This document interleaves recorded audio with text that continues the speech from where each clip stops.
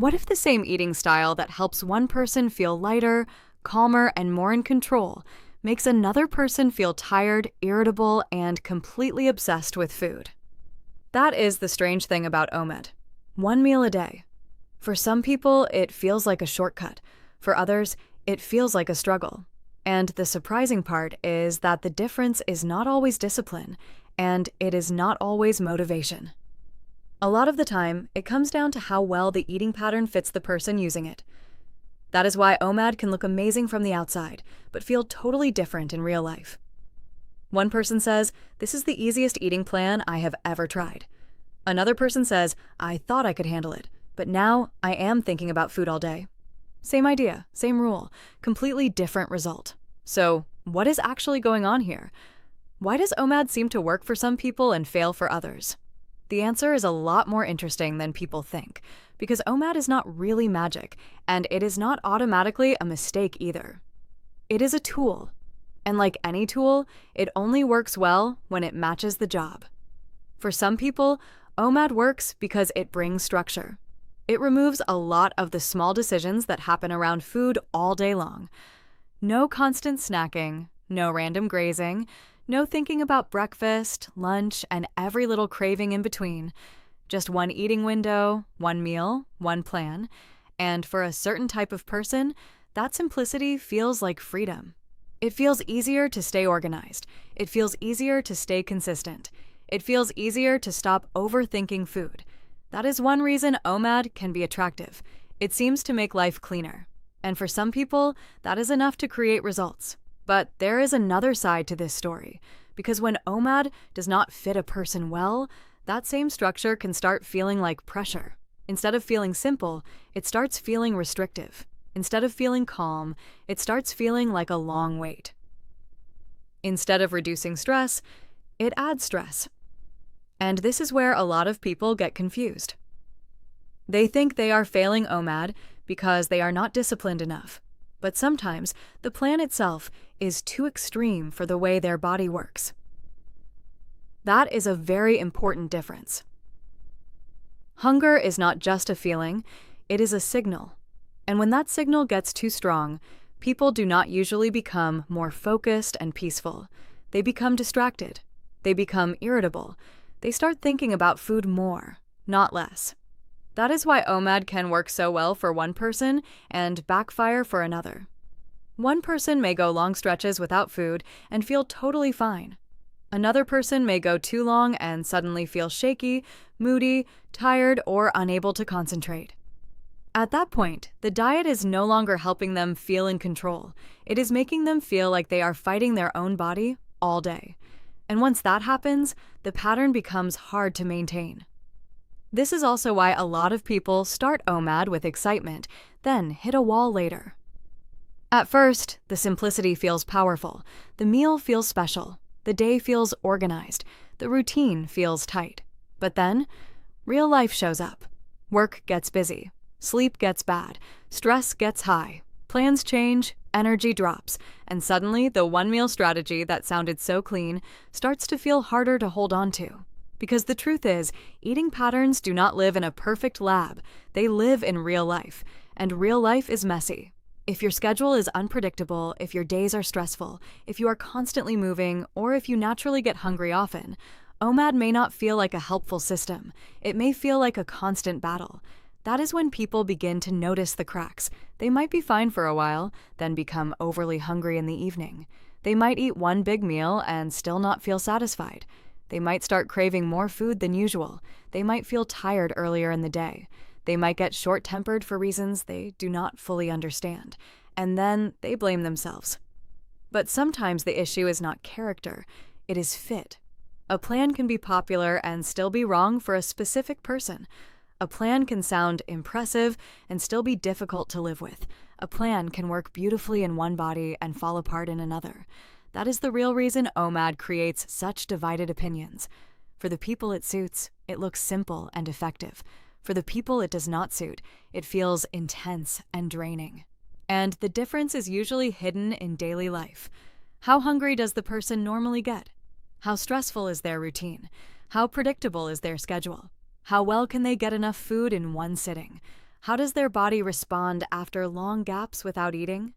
Those questions matter far more than internet hype, because OMAD is not just about skipping meals. It is about whether one meal can realistically support someone's energy, focus, and lifestyle without turning into a constant struggle. That is why some people can do it and barely think about it, while others feel like they are forcing themselves through every day. And that is exactly where the next part gets even more interesting.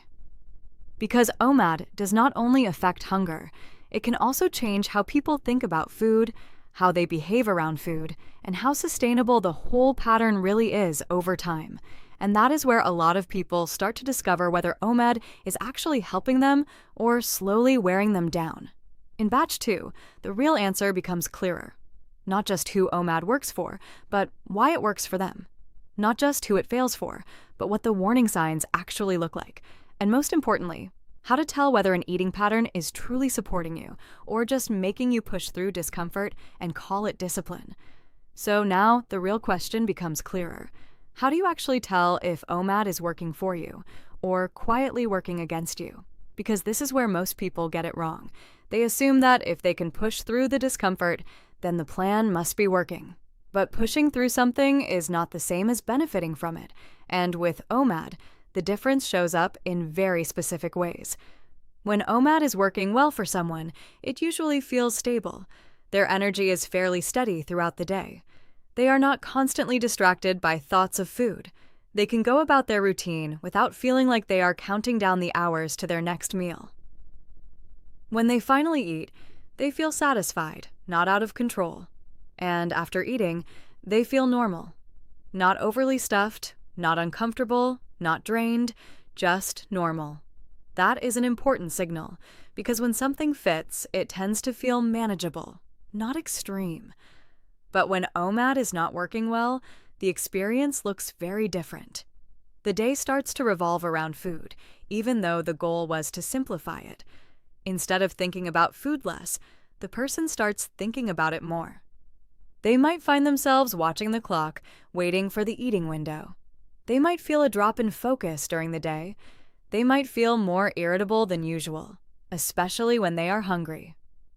And when the meal finally comes, it does not always feel calm. It can feel rushed. It can feel intense.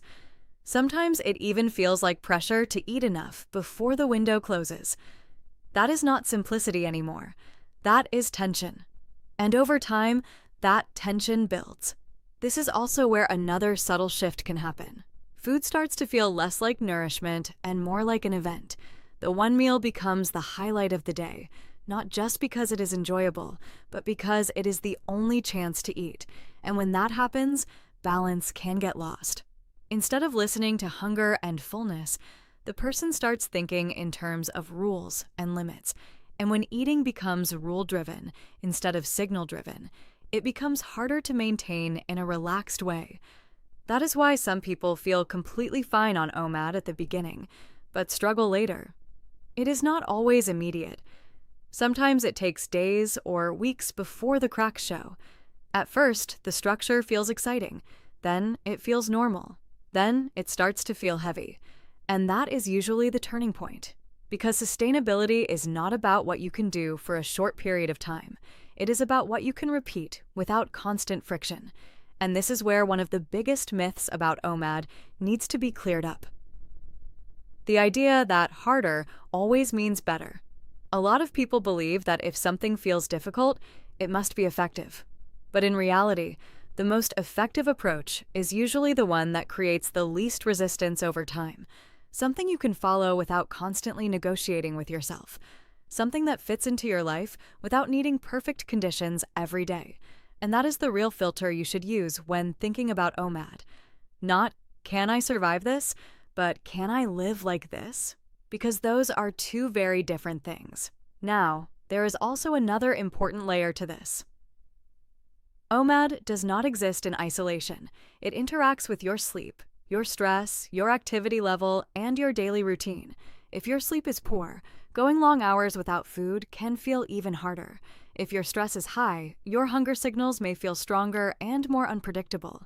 If your days are physically demanding, one meal may not feel like enough to support your energy. And if your schedule changes often, sticking to one fixed eating window can become frustrating.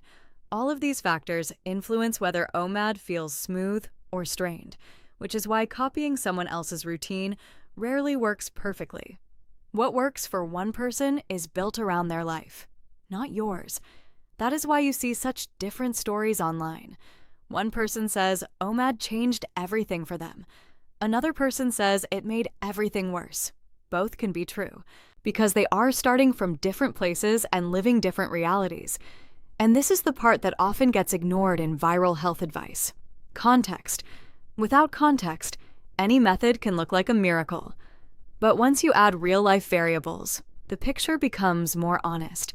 So instead of asking, is OMAD good or bad?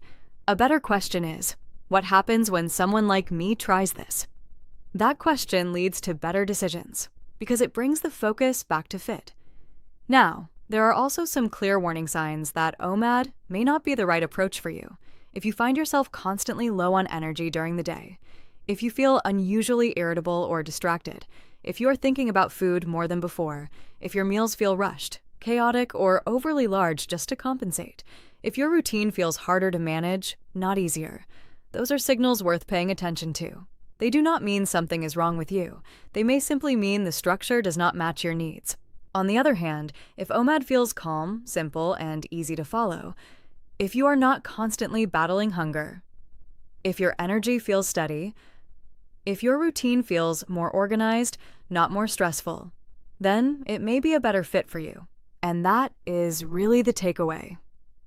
OMAD is not a universal solution. It is a specific structure that works in specific situations. And outside of those situations, it can feel forced. The goal is not to force yourself into a structure. The goal is to find a structure that supports you. Because when something truly supports you, it does not just work on paper. It works in your actual day, your real schedule, your real energy levels, your real habits.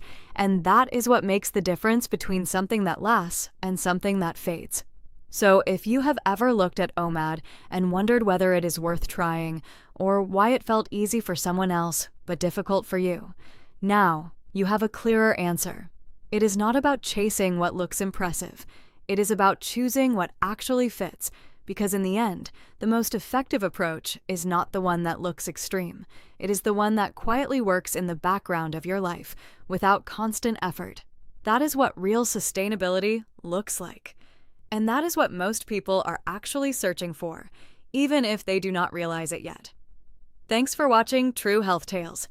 If this helped you, smash that like button, subscribe, and hit the bell so you never miss the next truth.